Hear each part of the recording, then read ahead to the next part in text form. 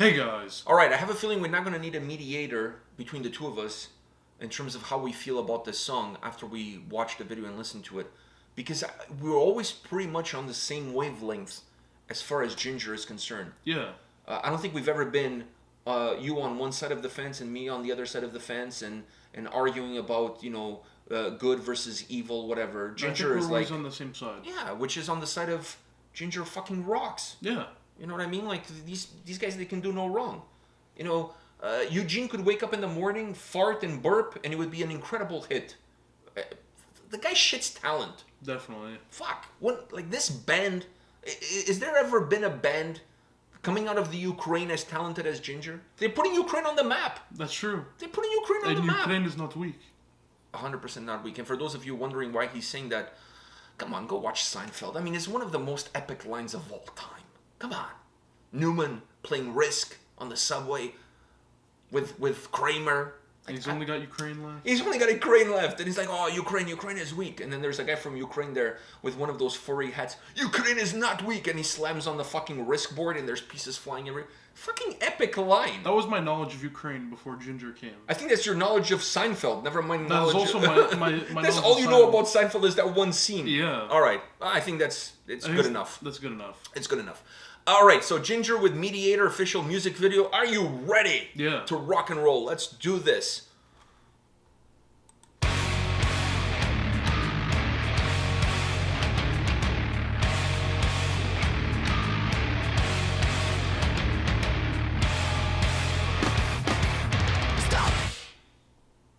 Go!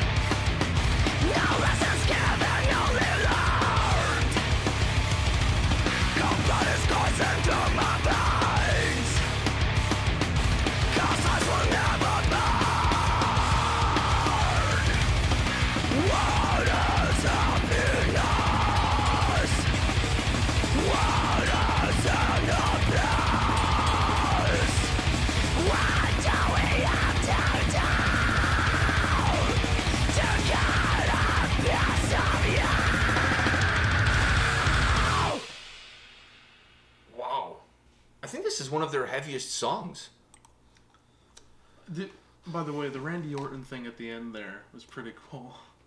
Speaking of Randy Orton, Eugene is starting to look like one of the Wild Samoans. Yeah. He looks like Jason Momoa. I was gonna say Jason Momoa, but I mean the hair is so fluffy and like split in the middle like that. It's not Jason Momoa. It's more of the Wild Samoans. Yeah, the Wild Samoans. He's definitely rocking that Wild Samoan look, but fuck, his hair is looking incredible, and the fact that he's letting it go, letting it loose, has nice volume to it. Very nice volume. Very jealous of his hair. Same. Really? Yeah. Well, at least you have hair. I have nothing. I'm trying to grow it to be as good as his. It's gonna take me some time. I think if I was auditioning for Jinjer, the only spot I could get is behind the drum kit. Yeah. In a cover band. In a Jinjer cover band, I would be the drummer. Not that I can play the drums, but at least I have the look. I would have to lose maybe about 100 pounds. Oh, I was gonna say the beard. No, I would have to go on Survivor or Alone, on one of those shows that you definitely lose weight even if you don't want to. You're just kind of forced to. Either that or keto. I would have to do one of those things. But yeah, that would be the only role I could play on a Jinjer cover band. Drummer. Yeah. I could try bass. You don't have the volume or the ability. I don't have the ability. I can hold the bass all the way up here, though. Yeah, you can Milli Vanilli it. Listen, I own the bass. I own the bass. I'm trying to get the hair there, and that's pretty much it. Well, okay, so your skill set is a little bit better than mine, because all I have is the hair. Exactly. Or lack of, but that's about it. But anyways, don't you feel like this is one of their heaviest songs?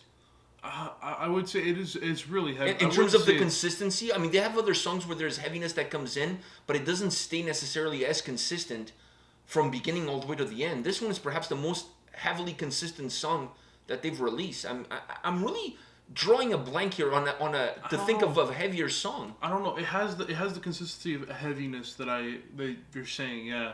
In the clean vocal periods, I feel like it's not as. But musically, still heavy behind it. Musically, it's still heavy, but it's not full. It's not fully heavy because of those clean vocals kind of diluting it a bit. I feel like there are songs that are heavier, but when it comes to being consistently heavy, this is definitely one of their most heaviest sons. Outside of that, what did you think of the track? I mean, I touched on the clean vocals. I love her clean vocals so much. I absolutely love those clean vocals.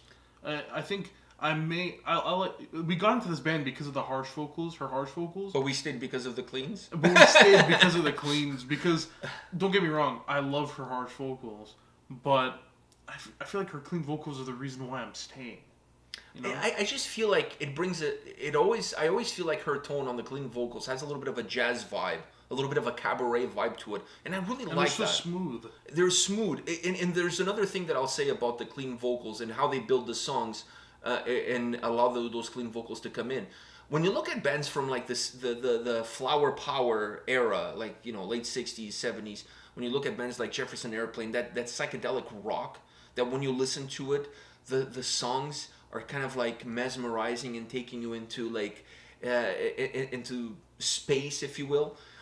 Most of those songs have the ability to do that, not necessarily because of how the vocals sound, but because of how the music comes across. It has that, like that psychedelic sound that just kind of, it feels like it's bending as it's being played. When I listen to Jinjer and when I listen to the progginess that they have in their sound, and then when you add that to the clean vocals, I have a similar vibe. I'm not saying it's psychedelic rock because it's nowhere near it, but it has the same effect on me as a listener as if I listen to those turns. It's like if space is bending. Do you see what I'm saying? When I listen to a band like Jefferson Airplane, which I'm a huge fan of, the vocals are very consistent, but the sound is what's creating the bends and the turns. It's almost like those lava lamps, where the lava is kind of like going and doing all these weird shapes as it's going up. So I get that from the sound of bands like that, right? But when I listen to Jinjer and I listen to their proggy side, not when there's heavy vocals, but the proggy side with the clean vocals on top, I get the same feel that I get from those psychedelic rock bands. But now I'm not getting that feel necessarily from the sound. I'm getting that feel from the vocals. Her voice is kind of like bending and turning. That lava lamp is still going, but it's going through her voice. the tone, her delivery, the little inflections that she gives to the song, that little jazz vibe that she has. And then when you add the prog sound to it, it completes the whole picture. So when I'm listening to this song, specifically during the clean vocals, I'm starting to feel like the same way I feel to when I listen to a psychedelic rock band. It has that ability to kind of make you lose yourself in what's happening. Because you're not just vibing because it's heavy, you're not just vibing because it's groovy. What she's doing is kind of taking you into a whole different platform, is taking you into a whole different dimension. Then when she moves into the harsh vocals, and in the case of this song, when it goes really heavy, it's almost like you wake up from a dream. There's like this jolt, and you wake up from a dream and you're back into your common reality. And then it's just like the aggression that the song has is what gets you going. It's like you went from this dream state into this awakened state of shock. Of adrenaline. Adrenaline, like just really flowing through you. I feel like they're starting to really become a band that, at least to me personally, when I listen to them, it has that way of transporting you somewhere else, and then bringing you back with a heavier side, with the harsh vocals, the heavier side of the band. But their sound is just becoming better and better defined, if you will, in terms of what they want out of themselves, out of the band as a whole. They're becoming a band that just tells a story just through the music alone, even outside of the vocals, outside of the lyrics. The music alone it's telling you a story. It's taking you somewhere. Yeah, it has kind of a life of its own. Yeah, it has a little bit of a life of its own. It's just really incredible. And this song is tons of that. On top of the heaviness, I mean, I still feel like this is perhaps the most consistent heavy song that they have from beginning to end. Maybe because of the way it goes after the clean vocals are there at the beginning, and then from that point on it's like heaviness all the way through. So maybe because of that, it gives you a sense that it's just super heavy. But I'm having a hard time thinking of a song that is this consistent with the heaviness from top to bottom. I can't think of a track from Jinjer that has that vibe. But these guys are just, they have their own thing. I don't even know how you define their sound. Yeah. How do you define it? They're not defined by a genre. They're not metalcore. No. You know, they're prog, but they're not like full on prog. I mean, they have huge prog influences, but they're a little bit more than. I know Eugene is a huge fan of Opeth. They're not just. I don't even know. I mean, Jinjer is their own thing. I don't think there's even a genre. Like a combination of genres, because they're like a little bit of a genre. Because they still have groove.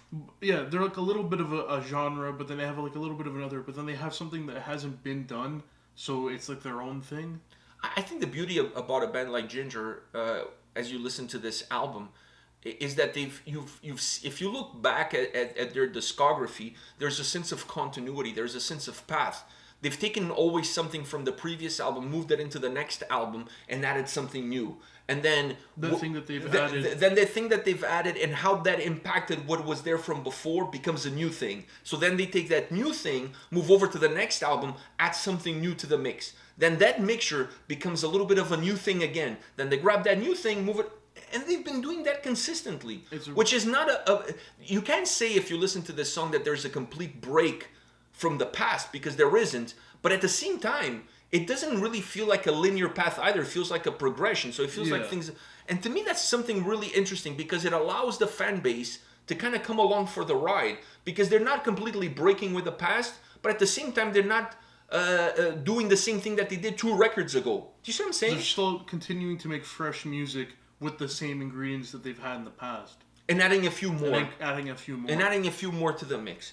And that to me is a really important thing for a band that wants to always push the envelope, be creative, do something fresh, do something new. But at the same time, you don't want to alienate the fan base and everybody who's been there with you from the start.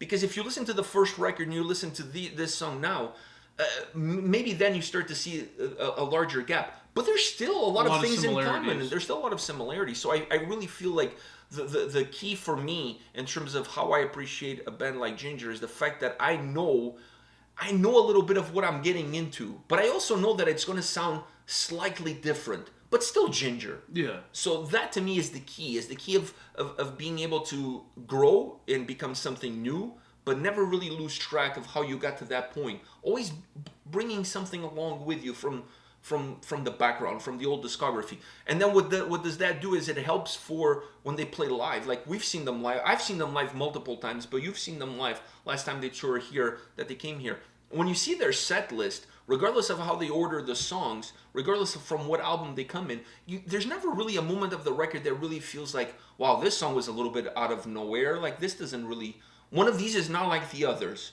You know what I mean? Like if you listen to Paradise Lost, for example, there's certain records that feel completely out of the scope of everything else that they've done. So when you insert a song like that in a set list, it sticks out like a sore thumb.